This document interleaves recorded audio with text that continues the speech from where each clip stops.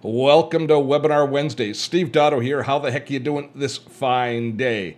Webinar Wednesday is our weekly tutorial we do here live on Dotto Tech each and every week, where we cover one aspect or another of life in the online world. Now, if you're returning and you've been here before, you can jump ahead to today's webinar content by looking at this time code here and moving ahead in this replay to that time code.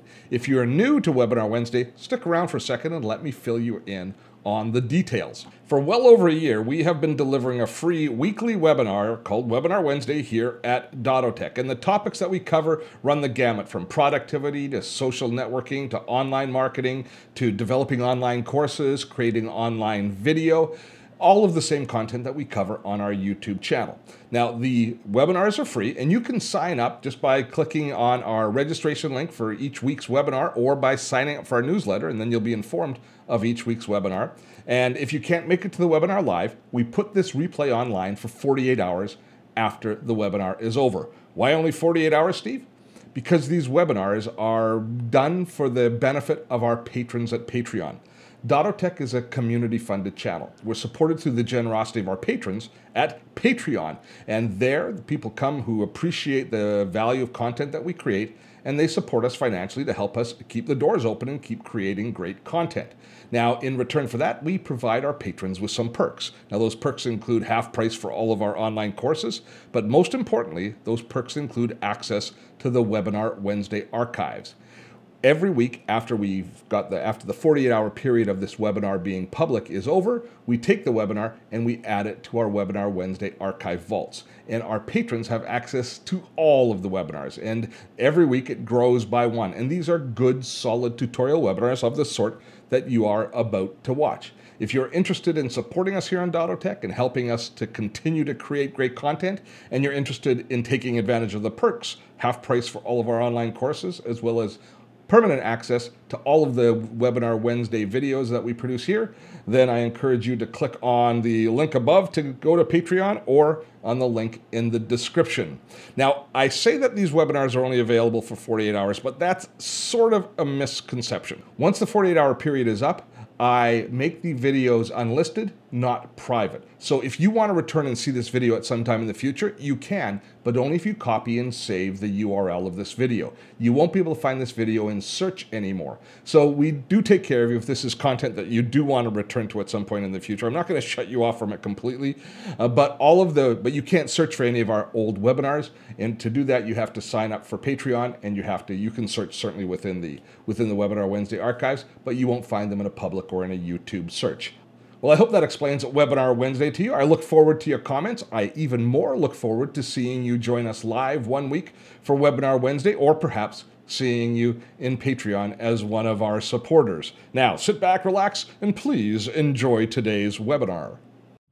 Instagram TV and video wars. When I first saw Instagram, I have to say I was really excited about the potential. I was at VidCon when it launched, and what I saw really impressed me. I liked the idea of longer form vertical format being delivered. And when you consider the amount of engagement that Instagram gets, the amount of personal kind of connection that it has, there still is a lot of excitement around the potential of what video, longer form video could mean in that space. I have to admit, I've cooled a lot on the idea for a variety of reasons. And I haven't cooled on the concept, but I've cooled on the product until they get some pieces in place that we'll be talking about a little bit later on. So I want to break kind of today down into three broad sections. First, we're going to talk about just the technical aspect of posting and what I'm hoping people will do as they post to Instagram TV to create value in it. Then we'll talk about Instagram TV from our perspective, from the viewer's perspective of what we're seeing and what we're getting. And then I'm going to talk about positioning this video format against the other video formats you could choose. Because at the end of the day, if you're going to spend the time to create good and compelling video, you're going to want to post that video to the platform that it's going to be most effective on. So where does Instagram TV sit against its competitors, primarily Facebook video and YouTube, in that space? So let's begin with talking about just the format itself, this vertical format. Now, one of the things that I don't like when I go to Instagram TV, one of the things that I think is right away something that I'm really going to encourage people not to do, and I go right past when I see it, is repurposing old YouTube videos or old Facebook Live videos on Instagram. I don't see the purpose of that. I think that if we're going to take our viewers' time, our community's time, to watch a video on a platform, that we should tailor make that video for that platform. And Instagram TV is a vertical format. So you're going to want to create your video in vertical format. Now that kind of brings a whole bunch of new challenges into place, because all of a sudden you're editing vertical video, because you shouldn't just be recording. At least I don't think you should just be taking your smartphone, recording it vertical, and then posting it and editing it. That's no different than doing an Instagram Live or a Facebook Live in vertical format. You're not really adding anything new to the equation. You're not really refining the content. So one of the things that when I first saw Instagram TV that I liked the most was the fact that it was going to be edited video. It was going to be properly composed. It was going to be better storytelling. It was going to have more information density and be more together than a live broadcast. So there are a few online editors that you're going to want to take a look at. I tell you, the one that I'm most excited about isn't out yet, but it is going to be, once this product is released, I think it will be a boon to YouTube, to Instagram TV publishers, and that is Adobe's Rush product, which is their unified video editor that goes from desktop and mobile and brings us into and allows it to go all the way up to the Creative Cloud. More on that. We're going to be talking about that as soon as it's released. I can promise you here. I'm actually now a beta tester, so I can't talk too much about it, but it's going to be a game changer, and I think it's really going to help in a lot of different areas. But for now, when I created the few Instagram TV videos that I did, or when I advise other people to create IGTV, I think that your best idea is to record it on your smartphone for the vertical format, or you can still record it on your regular DSLR. But then when you go into your editing package, I've just got my editor up here. I've just got ScreenFlow up here, but almost any video editing package will do this. You can configure the output to be vertical format. So you see I've got 1080 by 920 width. So I've just taken a regular video, a regular landscape video in this frame right here, and I have zoomed in and framed it so that it is properly framed within the vertical format. Now, if you're using a DSLR, and especially if you're shooting like in 4K or something like that, you can get enough resolution that it's going to look very good in this format. But you can go through and you can do all of your normal editing that you would on a video in this vertical format. Now, learning to tell a story in vertical format, that's going to take a whole different skill set. And frankly, what we're seeing so far from examples that we're seeing isn't really carrying the day yet. I haven't seen anybody that's really nailed it. I'll tell you, one of the groups that I think might have a real leg up on starting to publish in this format are the people that have come from the Vine world, the old Vine world, where you'd have very short little videos, but they were typically published in vertical format.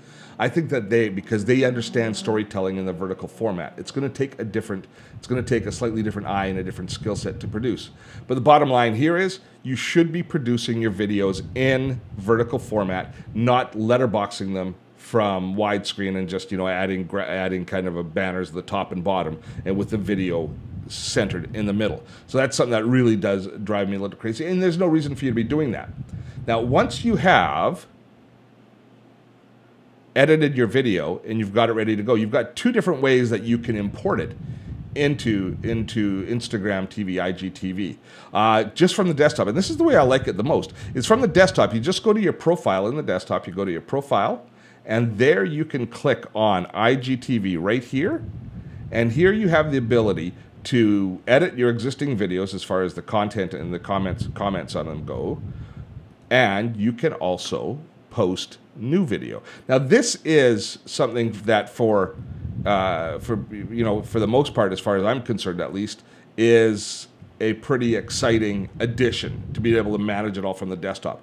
Because you've got the ability to add more digital assets. You can add cover art to it. You can add a proper title and description. You're not typing the description in the smartphone, although you can certainly do it all still from your smartphone. But being able to do it from the desktop means that you have a little bit more control over the narrative within, or over the copy within the description. You're not editing it on a mobile keyboard, and you can add as many links into the description as you want, which I think is just plain awesome sauce. So this part of IGTV got me super excited. The posting, the technical aspects got me super excited. But let's take a look at Instagram TV from the consumer's point of view. Now, when we go into IGTV as a viewer, I don't know if you are experiencing the same lack of excitement that I do, but I'm having difficulty finding relevance in it. And maybe it might speak more to my personality than not, so I'm certainly willing to be challenged on this. But for the most part, there's a couple of things that make it even more kind of just noisy than even Facebook video. For one thing, there's very few thumbnails in the descriptions. The IGTV publishers aren't really giving me a good idea as I scroll through the kind of the list of the different titles, exactly what the content is within that video. So it takes a big investment for me to tap on the video and start watching the video before I watch it. One of the most powerful aspects of YouTube video is the thumbnails that should, and the title that should describe exactly what that video is. Don't seem to be getting the same attracting nature to the visual aspect of IGTV. Now, when you do go into the people who you're following, at least there is some connection there where you know the people, and some of my friends and colleagues are doing a really good job. But for the most part, the people who are doing a good job are people like Sue Zimmerman, who is teaching you how to use Instagram more effectively and how to use IGTV.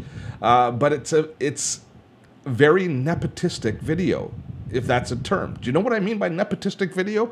What I mean is they're using Instagram TV. The most compelling videos on IGTV are talking about IGTV. Look at me, this is a new format. Isn't it amazing that we can do long format, vertical on our phone in Instagram? Here's the button, here's how we upload it. Isn't it cool? This is how you engage with your audience with it. But the views aren't there, the mechanisms aren't there. And the biggest challenge that we're gonna be facing with this format is what sort of a library mechanism is there going to be? What's going to be the discovery mechanism of it? And what is going to be the recovery capabilities of it?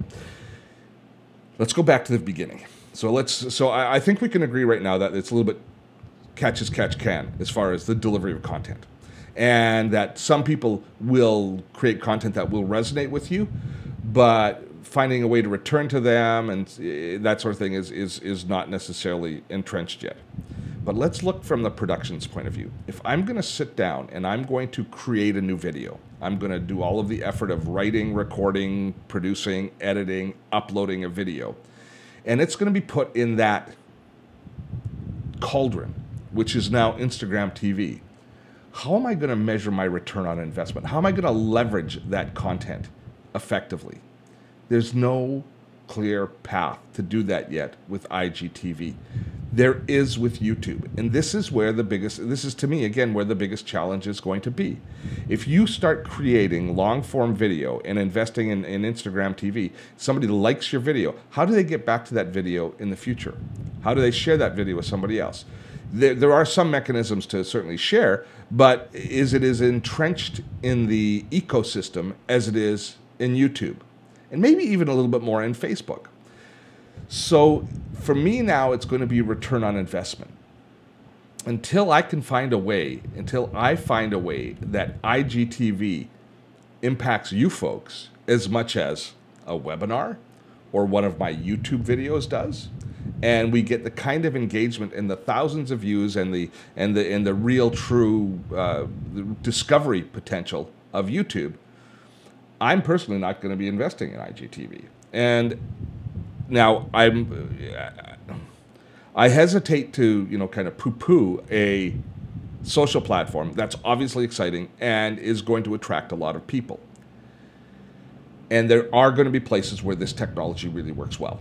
It's going to work really well if you are in a boutique type business where your one-on-one relationships are far more important than your one-to-many relationships. And in that particular case, Instagram really is a wonderful social platform for, and IGTV might work out really well. IGTV might be brilliant for realtors, for example, for doing for only having to have 25 or 35 people go through a house with them as they take them on a house tour. That kind of content might end up being a really good mechanism for. There's going to be certainly industries that it works for. But for people who create content that are attempting to build a one-to-many relationship, which is certainly what I'm trying to do on YouTube, I think IGTV comes up really short. It just doesn't have the maturity of infrastructure that we have in YouTube. YouTube's biggest strength, I've said this over and over again, and forgive me if you've heard me say it many times before, but YouTube's biggest strength is as a discovery engine, the search engine of YouTube. You go to YouTube looking for something. I want to know how to do this in Gmail. Steve's video's there. I watch Steve's video. That's what draws you into my community. That's where we begin our relationship. When you go to IGTV, what are you going for? At the end of the day, what are you going for? We know what we're looking for when we go to YouTube, and to a certain extent, we know what we're looking for when we go to Facebook. When we go to Facebook, we're looking for escape and to see our friends to a certain extent. But mainly to escape from our responsibilities, at least that's what I do. YouTube has a real purpose and intent. IGTV, I like Instagram for seeing what's happening with my friends and seeing the pictures, but there's very little commitment to browsing through an Instagram feed. I can scroll through, see what it's like, see what's happening. The double tap to say I like this is just genius because it's a lightweight engagement. Sitting down watching a video where you engage multiple senses, you gotta listen, gotta watch, that's a much more erstwhile commitment from an individual. Plus, when you're on your smartphone, the need to hear audio is problematic. You're often in public, you often don't have headphones on. Instagram, just looking at the pictures, great, it's brilliant. But as soon as now I have to listen, I won't sit down on the couch and turn on Instagram TV with Shan sitting next to me because all of a sudden I'm polluting her space. So unless I've got my earphones on, which is shutting me off from the rest of the world around me, I won't turn on the audio. So into IGTV is again lost on me. Now I don't look for YouTube videos when I'm sitting down on the couch with Shan because I'm looking for a deeper investment. It's something that I watch in a destination at a different time. So all of these things kind of combined, I think, are all these strikes against IGTV. The strength is a new vertical format, I think. The strength is a personal platform that's far more one-on-one engagement focused than other social platforms. But they haven't figured out a way yet to make the mechanisms, to make the infrastructure work for this new format. That's what we're going to have to watch as we move ahead. Do you agree with me? Do you disagree with me? Let's get into the Q&A and see where we're at. You have to turn on your stuff manually. So that was, so sorry about that. There's a few people that are having issues, and it seems like if you do have an issue, that the issues are serious. They aren't able to get in at all. So if you can hear this, you can hear the sound of my voice, there will be, as usual, a replay sent out almost immediately after by tonight. We'll have a replay up for everybody. Hi, April. How are you doing? I'm good. How are you? Good. I had a lot less pushback than I thought in the chat, at least, to my kind of negative take on IGTV, and I'm surprised at that. But I do see what I was looking for and what I was really hoping for in the chat, I saw a lot of, and one of those things was from people like Sandra, who really is obviously using Instagram TV and finding some real value in it. And she was talking about a lot of the technical details that content creators are getting into and using, and that are working for them. But for the most part, I mean, that the fact that they just don't seem to have that there's too much noise in it, and Instagram by nature, the thing that I said towards the end, Instagram by nature is this immediate gratification, low investment platform. And I don't mean low investment from the amount of time you spend creating and managing your profile, but I mean low investment as I can just pop on Instagram, browse through and see people's photos, see kind of what's happening without all the crap and all the political stuff that's going on Facebook, see pictures of people who I care about, see, or people, brands that I like to follow, and I can give them a little bit of contact with the quick double tap. There's no, I mean, that double tap, I don't think people realize how ingrained in our communication DNA that tapping twice on a video, on a photo to like it and to just let the person know that you were there, hey, I visited, is. Do you find yourself double tapping on Facebook posts occasionally? I do all the time because it's just second nature to me now. Yes and no. Yes and no. I think I really, for social media, for me, I've had a shift of just, my news feed only follows the people that I want to see. So I do actually read the content that they're sharing, including businesses included, and the same thing on Instagram. I mean, I know what you're saying because I watch my 17-year-old go down through her Instagram and she doesn't even look. It's like a speed race. Yeah. And she's not consuming the content. But I would say that for me, and I think it also comes from being a business owner and kind of just knowing what I want to learn from, I do take my time and consume the content. But you're not a super fan of social, I feel like you don't love Facebook, you don't love social media platforms in general. You know that they're a necessity for your business. So I feel like that's what you use them for. I'm a bit of a curmudgeon, but I respect the platforms. You do. But I think exactly what we're talking about is, I think one of the biggest long-term detriments to a tool like IGTV, and we are getting a little bit of an echo. That might be one of us should put on a headset, I think. But one of the biggest detriments to IGTV is the fact that Instagram is such an immediate gratification platform, and asking people to invest long form watching the videos, that's going to be the challenge, is that dichotomy between switching from one to the other. Now, I'm seeing already one limitation. We did have a few people with technical issues with technical issues on Demio, but there's no way to demarc questions for right. So I've been watching the feed go by, and there's actually one question that came up was, why couldn't people rotate their phone to watch video and links? I saw that too. Yeah. Okay. And now I think if we favorite questions, let me take a look. If we favorite questions, I wonder, if we favorite questions, it's coming up here in mine. Jump to recent. What does that do? Okay. I'm not too sure what that does. We're going to have to play with this platform a little bit. You can play with the Q&A while you can play with the questions and then feed them to me as you can find them. And it's going to be a little bit less organized in the Q&A till we figure out how to manage I can star them, so I can star them and go back to them. So Linda's asking, let me answer that question first about vertical versus horizontal. People can turn, and I see in my feed some people that are posting the horizontal video in IGTV, and I think it's a mistake because people don't want to. When you're holding your phone, the comfort level of leaving your phone like this is you're holding your phone and you're watching. To have to turn, it's actually a barrier, I believe, to watching the videos. And even though there were some videos as I was kind of going through that I've seen that I'm moderately interested in horizontal format, I didn't feel like turning my phone. And I know that sounds really lazy, but there's something in us that doesn't want to do that. So I'm not sure that that's good. But the proof's going to be in the pudding. If content creators that are successful on IGTV do landscape format and can encourage people to turn their phone, and they're finding it to be profitable, then we'll know in a couple of months, or in 5 or 6 months, whether or not it's working for them, because we'll see a good volume of video that's there and they're finding success in it. But you got to watch for the successful content creators to see if they're having success in it. But I tend to think it's not, that people just are too lazy to want to turn their phone. And what do you, well, in terms of the difference between Facebook TV and Instagram TV, do you like Facebook TV? No, I see. The reason that I don't like Facebook, it's interruptional video. It's I don't.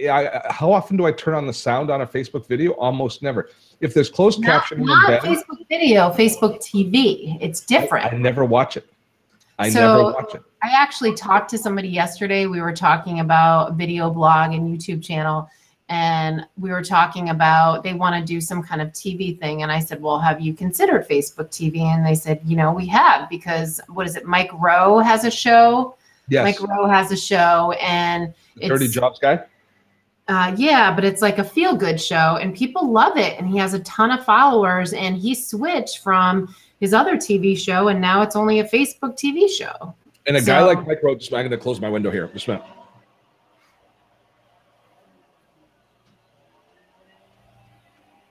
Yes, Facebook Watch, Lou. Facebook TV, Facebook Watch. Yeah, Facebook Watch is what it is. Yeah. Here's what I have absolutely no faith in Facebook on this. And call me. Can you guys hear me? Okay. Is the roar of the leaf blower that he always picks right when I'm in the middle of a webinar to go by? It's like, the issue that I have with this is I've got zero trust with Facebook. They're promoting a couple of premium brands, people like Mike Rowe, and kind of celebrating this whole this Facebook Watch campaign and program. But it's artificially inflated right now because Facebook is actively promoting it. It's just like when Facebook video started, is content creators go with every single new feature that Facebook adds, they promote the heck out of it at the beginning. The early adopters have success, but the people who follow on and actually start investing in it and spending time and energy and money on it, they're left holding the bag with Facebook. And I'm a curmudgeon, listen to me, but I have zero trust in Facebook on that front. And I mean, and that's one of the issues that I'm looking at Instagram TV with. The same John DeStai is saying, if I invest the amount of time that I have to create a video, what is it going to look like in 6 months on this platform? And I don't care whether it's Facebook Watch or whatever. Is it going to be discovered? Is it going to continue working for me? Is my return on investment going to be a decent one? But if I spent the same time and created that video and put it on YouTube and invested that energy in YouTube, what's my return on investment going to be? And I think smart money is still on YouTube because of the discovery capability, because of the fact people go to YouTube with intent. I want to watch a video. It's not interrupted. Now, they do look at IGTV. To be fair, when you go to IGTV, look, I'm miming. When you go to IGTV and start browsing, you are looking to see videos. But are you looking for a video, or are you just saying somebody entertain me, somebody capture my imagination, right? Well, and I did watch Tom Brady's Facebook Watch through the whole thing, just saying. Okay, but that's being actively promoted to you. They're hitting you with that. Of course it is. Yeah, and so that's my concern. Now they'll tell me if I'm right or not, or if they agree or not. No, the audience is The audience is agreeing with you, and I agree with you that your content. I think that when you spend the time and the resources creating this content, you really do need to protect it. So in a way that you own it. So if something, that you can use the tools that promote it, but at the end of the day, it's not going to get lost within your audience is going to get the right content from you. So I agree with you. Yeah, and if you do a good job on IGTV, if you take that same energy and pour it into something on YouTube, are you gonna benefit longer term with it? That's the big question. So let's get to more questions. And I'll go to one question, but I think that some of these channels like IGTV, I think it's a way for us to be the whole point of social media is to be social, and that there's a fun element to your branding. So maybe you're not putting a ton of time and energy into it, but I think it's something that you could use to extend your personality of your, But the nature of but what they presented this video to us long form is we are supposed to put the time and energy into the creative. It's not supposed to be just a replacement for a live stream, quick and easy. No, it's supposed to be packaged, edited, good quality video. That's the nature of that. You know who's doing a great job? We're on the debate. Geek Life TV, Geeks Life TV. They're doing a great job. Now, how many views do they have on that? I don't know. But they're getting not nowhere near as much engagement as I think they should for the quality of video that they're posting. I'm going to be really interested to see how they're doing because they're not nepotistic. And I don't know if that's the right term for it that I used for Sue Zimmerman stuff. But they're not talking about IGTV. They're talking about tech, the sort of tech that we talk about here. And they're doing great quality videos. I'm going to be watching to see how well they do over the next 3 or 4 months. All right. Okay, next question. Let's go back up here. Does this platform, that's talking about, hold on. I starred a bunch of stuff. So where are my stars? Crazy. Oh, there they are. Can we access IGTV on a PC? On what? On a PC. So can you access? No, I haven't been able to. I haven't accessed it. You can upload, and you can manage your feed on TV on your PC, but I haven't been able to watch it on PC. All right. How does the cost of Instagram TV compare to YouTube? How does the cost? They're both free. And how about, so cost versus time? What do you think the cost difference is in time? Oh, the thing about Facebook videos, for most people, a big part of their Facebook video is doing Facebook Live, which has very low impact as far as the amount of energy it takes to produce. So there's a pretty profound difference as far as that goes. As far as impact goes, the thing about your videos that you produce for Facebook, I believe, are far more designed to attract new community to your brand, because you get shared. The sharing aspect of Facebook video is probably the most profound aspect. If we look at the strengths of each of these platforms, I had to pick up one strength of each. Let me give it to you. Facebook, YouTube is discovery. Facebook is sharing. Instagram is personal interaction. So that's where I think where we can kind of and where's your value? And if your value is in personal interaction, then yeah, spend the money on IGTV or Instagram. If your money is on social sharing, if your value is on sharing, Facebook is the place. If your value is on discovery and growth, YouTube. That's pretty good. Somebody should tweet that. We're going to talk about Twitter video. How do you think it differs from Periscope? I was on Periscope for 2 years doing daily broadcasts. Totally different than Periscope. Periscope really only compares with YouTube Live and Facebook Live. It was live streaming, but it had its own dedicated application, and it had a bit of a discovery engine that made it kind of worthwhile from that perspective. But it's I think the challenge people have is when they see their phone, and when they see their phone here, they think live, and that's where people are going. That's what the exact opposite of what IGTV is supposed to be. It's not supposed to be live.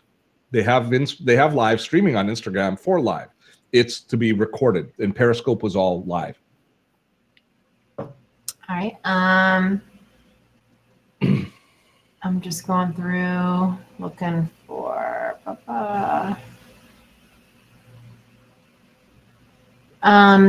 YouTube is searchable, but I'm assuming Instagram TV will catch on to that, because right now it's not. IGTV, the search ability is going to be through the hashtagging, I think, and that could end up being pretty powerful. It could end up being more powerful than, say, YouTube's tags are. I'm not saying it's going to be more powerful in overall search, because YouTube is the second largest search engine in the world, and I'm pretty sure Instagram is not in the top 10. So when I do searches right now on it, I'm not coming up with too much of value in the areas that I'm looking for, but that's the magic sauce that they have to figure out. Instagram and IGTV, in order to be successful, is we have to watch what mechanisms they put in place. A, for search and discovery. B, a better recommendation engine. C, recall. Not search, but how do you go back to the videos that you like or find them again afterwards? And it is part of search, but it's a more directed search of the, like subscribing to the people you follow and how they serve that in the feed. And then as it matures, we are going to have lots of discussions about the algorithm, how they serve content to us, because it's going to have the exact same issues because of limited real estate that Facebook has with the algorithm, as far as what information is being served. This is where YouTube and YouTube subscription with notifications really sets itself apart, because if there's an artist you want to follow and you set up your notifications, you get notified of that artist's or that creator's posts. So, I hate to always, I always sound like I'm, just championing YouTube in this aspect. And there's lots of areas YouTube comes up really short for creators. But those mechanisms creators are going to need in order to continue to invest in the platform, because it's going to mean that they're getting the results that they want. Any opinion for folks like me, this is our friend Nancy, just starting YouTube or Instagram video? In other words, I don't have much invested yet. Two roads diverged. Well, I mean, I would always say YouTube. YouTube, your investment in YouTube, it carries forward. I've got videos. One of my best performing videos today is a video we posted 4 years ago, and it reached over 1 million views, and it's getting 2,000 or 3,000 views each and every day. And I'm not a huge channel, so YouTube is always going to be the place. Now, however, having said that, if your community is a very intimate community where conversation and where you're not looking for large numbers and you're not looking for lots of discovery, but you're going to bring people in through sharing and through events and through kind of the social aspects, then IGTV, resonates in a different way. If you're looking for a smaller, more intimate relationship with people, if you're looking one-to-one or one-to-a-few communications, I think it really works well. It's the one-to-many that it really ends up coming short. So for me, and it's a long haul, don't get me wrong, growing your YouTube channel and building it from scratch is intimidating because it takes a while to get traction. But the net result and the reward at the end, I think, is going to vastly outstrip what's going to happen on IGTV. Martin's asking, is it better to post videos to YouTube, or is it advantageous to use something like Thinkific where they will store your videos? Thinkific is great, or Vimeo, or any of the hosting services. Now, we should just point out, Thinkific is a LMS. It's a learning management system that we host courses in. I always think YouTube is the best if you want to be discovered, because people will search and they will find your video if you create good quality video. If you're creating videos that are designed to support a course that you don't necessarily want exposed to the public, then a tool like Thinkific is perfect for hosting your video. All right. Let's see. You commented YouTube versus Instagram TV. Quick comment on YouTube versus Vimeo. Is there any contest about where to? Is there any contest where to invest your video? Vimeo doesn't have anywhere near the sharing and the organic growth that you're going to get from YouTube. Vimeo is great for hosting video that you want to have protected, that you want to embed in your website if you don't want it to be publicly discoverable. But there's no contest. YouTube has it all over Vimeo and Wistia and all the others as far as that. The other ones are technically fine platforms, but they don't have the social sharing, the discovery, and the search engine capability that YouTube has. Lou had a great analogy, Walmart versus Nordstrom. And that's what the difference between Vimeo and YouTube is.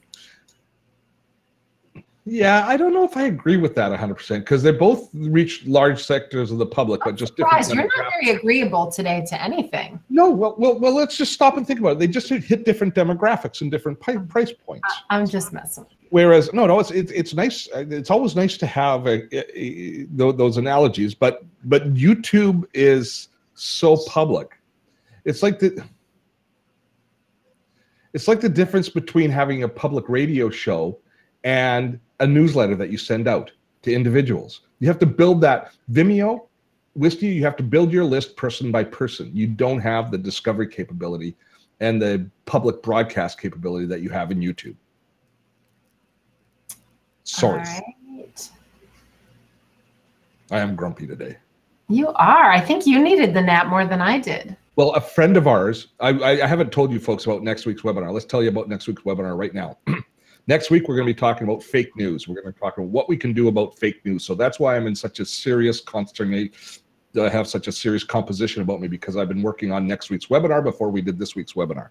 A friend of ours, a good friend of ours who we dearly love, Brian Kramer, and his wife, Courtney, were in London on a vacation, and they were in a pub with friends. And you have to understand, these people are salt of the earth. These are wonderful, wonderful people. Yeah, very kind. Somebody walked up to Courtney and to them and said, "Are you guys American?" And they said yes. And the person dumped a beer over Courtney's head, followed by Brian standing up and being jumped by 5 guys who proceeded to, he's fine. He's bruised and battered, more shaken and he did dislocate his shoulder though. Yeah, he's relatively, he's not like majorly injured. At any rate, it's in the hands of the police now. But that sort of a story to me, anyways, just on the heels of all of the other news that we've had on the international front lately, has just put me in a little bit of a. So I say we have to do something about that. So next week's webinar, we're not going to be political. We're going to be talking about the mechanisms of fake news, how it gets to us, and how we end up without knowing, supporting it in what we can do to help combat it. I think a lot of us feel powerless against it, but I don't think we are powerless. So we're going to be talking about that next week. So that's why I'm in such a stern mood. And next week will not be a positive one either.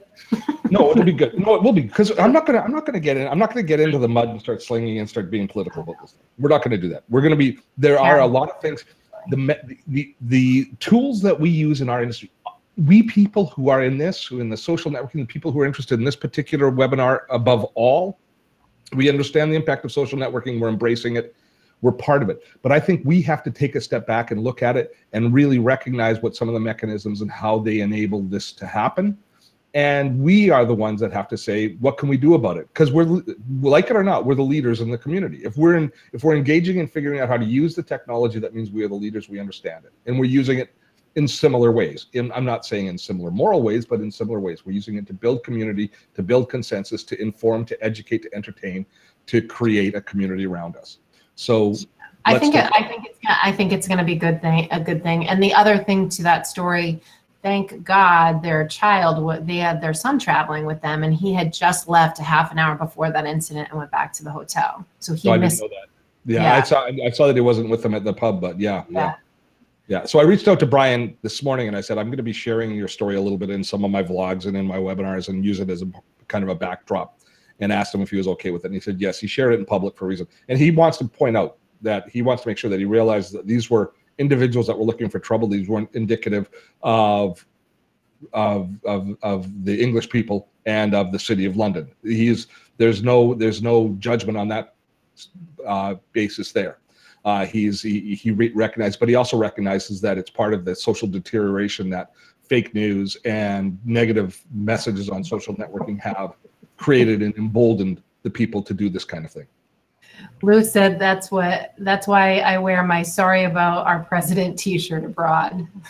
Well, I can't believe how many people are recommended to them that they walk around saying that they're Canadian, which for me, I'm going, no, because then if I tell people I'm Canadian, they're not going to believe me. So there is that danger as well. All right. Yeah, that's the story about our president. Yeah, that's that might have something. I got a funny hunch that wouldn't have helped with people like this. It would have just probably. No, and when people are drinking, they can be such asses. Excuse me, but just yeah. Yeah, and there was. I mean, obviously, London is on a. They're going through between Brexit and the protests against Trump's visit and all of that sort of stuff. It's a cauldron there right now. Plus, it's hot, and when it gets hot, I mean, it's really hot there right now. And when it gets hot, people's tempers get shorter as well, right? So it was a lethal combination. But to pick on Brian and Courtney, I mean, I know, just horrible, totally random, awful. Yes. Do we have any more questions on our topic today? We do. Because I don't want to get you all fired up. I can tell you're getting all fired up over there. I've been making notes for next. I was making so many notes for next week's webinar already. Yeah. So basically, it's good for interacting with the audience you already have, but not for finding not for getting new people to find you. Tia's asking for Instagram TV. I believe that's the case. You know, it's a gross generality because people will have success in other areas, like getting people. They will have success in growing their community, but I think overall the preponderance is that's absolutely right. By the way, I am dropping the link in for next week's webinar since we were on the topic. What is the demographic background for YouTube versus Instagram TV? I actually don't know. I would assume that the Instagram platform is like it's 35 and under is kind of the majority of that YouTube demographic. That's YouTube as well. That's YouTube as well. I think Instagram skews. I think now we are seeing a departure where I think that Instagram is skewing younger. Facebook is skewing a little bit older. YouTube, I think, covers the entire gamut, but it does have a higher percentage younger. Well, and Instagram has, I think, more women too. And when you start looking at other demographics. Yeah. Yes. Yes. YouTube is only 30% female. Gord is asking, given Instagram's size of audience that carries over to Instagram TV, will the first to market be richly rewarded? We don't know much about the algorithm at this point, and so what's the rush? I think that this is just more about intimate engagement due to vertical format. I think the early adopters are. When you scroll through and you see the suggested videos and the popular videos, you won't believe it how base they are. I mean, it's basically girls in bikinis and makeup shots and you know, fast running motorcycles and all stuff that really isn't, you know, isn't niched, is kind of broad in its approval, in its delivery, kind of a scattergun approach, and very much eye candy as far as what we're seeing. It's all designed to be very attractive because, you know, the fast running motorcycle, the scantily clad women, those sorts of things cause you to pause, right? And are appealing as far as having people, you know, want to watch for a few moments, as opposed to deep content that's really thoughtfully produced.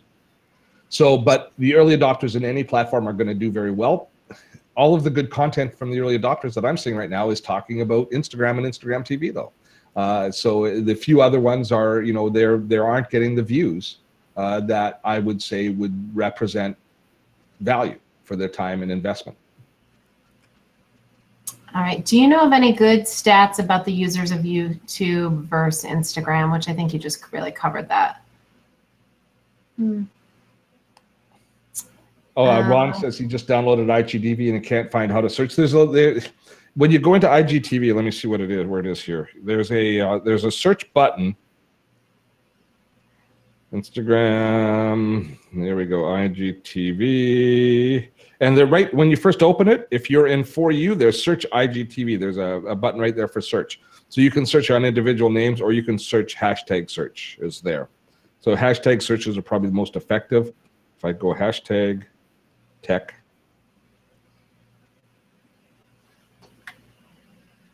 it's searching for hashtag text. Yeah. Oh, look at that. I come up first. That's good. Yeah. So that's where you can start searching. Other people might have better ways of searching, but that's kind of, I've been primarily using their built-in tools of searching, of exploring and following. I haven't had a lot of success in the search aspect myself either. Then Linda was asking about next week about will you be able to share about like media that's a reliable source? Yeah, I mean, and unfortunately, here's what's going to happen. I'm going to tell you right now: some people are going to be happy, and some people aren't going to be happy, because the reliable sources of media are very much skewed by our own personal biases. There is nothing that is bias free.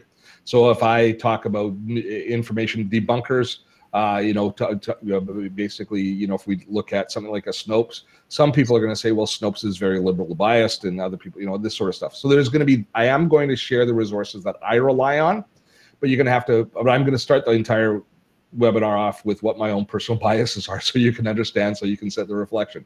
And I'm not going to be doing that to create an argument, but just because where you come from and your own personal biases, everything that we find in all search online is designed to reinforce our personal opinion.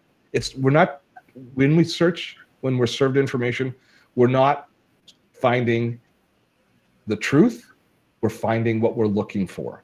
And what we're looking for, typically speaking, reinforces our personal opinion on things. Well, and I think you want to just make it clear, though, because there were some concerns about some political stuff in the news feed, that I think it will be uncomfortable for some people, but we're not getting political next week. It's not about politics. It's not designed to be. It's not designed to be to talk about one side of the political spectrum or the other. It's to talk about how we're being manipulated. Both sides of the political spectrum are being manipulated, and what we can do about it, and how we can get to how we can recapture some trust.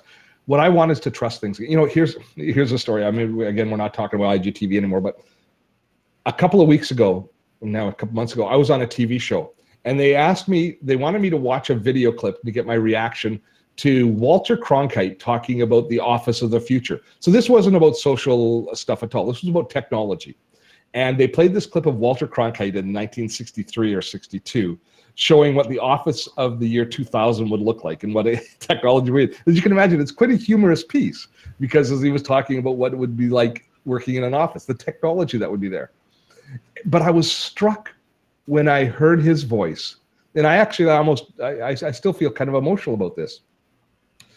When I heard his voice, it was a voice that I trusted. Now, I recognize that it probably was no more trustworthy than any voice today, but there was a certain security and a comfort in that voice. And I yearn for it. Right now I'm feeling emotional because we don't have that trusted voice anymore. We don't have a place that we can turn that is safe harbor to say what's really happening in this world.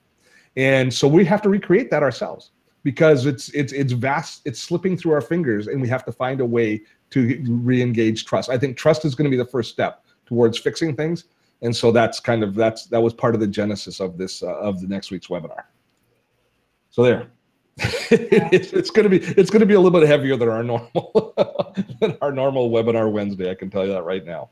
All right, so there was a question. I just had it. Google Trends might be a good place to find data.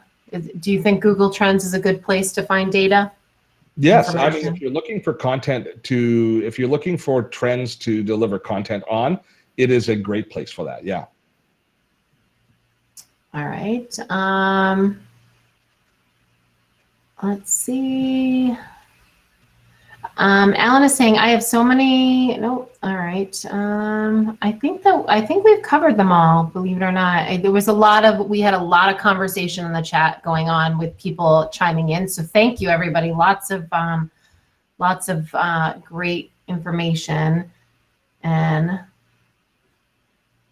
good. Yeah. I think we're good. Yeah. Karen's asking about editing. Any good? I'm not too sure what she's referring. So I don't know. I made a comment. So when I'm on like Webinar Jam, I can edit my comment, but I don't have the ability here. So like if I have a spelling error, it is what it is. Sorry. So you and I are going to have a good conversation about how we can best handle the Q&A, because this was obviously a little bit blindsiding you and making your job a lot more difficult in today's webinar. Yeah, but I think it's easy once I start starring them. Once I knew that I could go down and star them, it's just because it actually, once they're starred, then I can go back up to them and it tells me I have new messages. So excellent. With that, a special thanks to all of our patrons who are supporting us ever so much. We thank you. Anybody, April, can you drop in the Patreon link if anybody is interested in discovering how you can help us out and help keep Dotto Tech on the air? We do appreciate it. We've got a wonderful group of supporters there. Next week, I'll drop the link in one more time as well for next week's webinar. Share this with your friends. This is going to be a good webinar. This is going to be an important webinar. I'm going to be taking this webinar and turning it into a mini course where we create a resource sheet, etc. from it. I think it's a really important topic, and it's one that I'm going to be promoting fairly heavily. I think it's going to be, it carries a little more weight than our normal weekly webinar Wednesday. Thanks for testing out Demio with us. We're going to be taking a look at all of I'll be looking back through the chat and seeing if, just trying to figure out just how many of you did have issues. So those of you who had issues, you're gone already, so I can't apologize. But we will try and make it even better for next week to see if there's anything we can do on our side to make it better. April, thanks so much. I hope you stay dry. Thank you, guys. Thank you. Everybody enjoy their afternoon. All right. Now I have to figure out how to turn off webinar. There we go. Let me see. Where do I go here to turn off? Ah. Is it here? No, that's not it.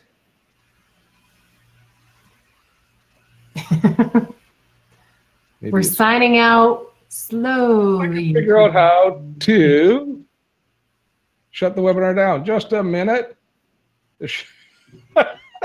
So much for an elegant exit, Dotto. Everybody just leave. Don't mind me. Last person out, close the door, turn out the lights, please. Okay, where is it here? Okay. Okay, that's presentation materials. Ah, there it is. I found it. I just had the one screen too many open.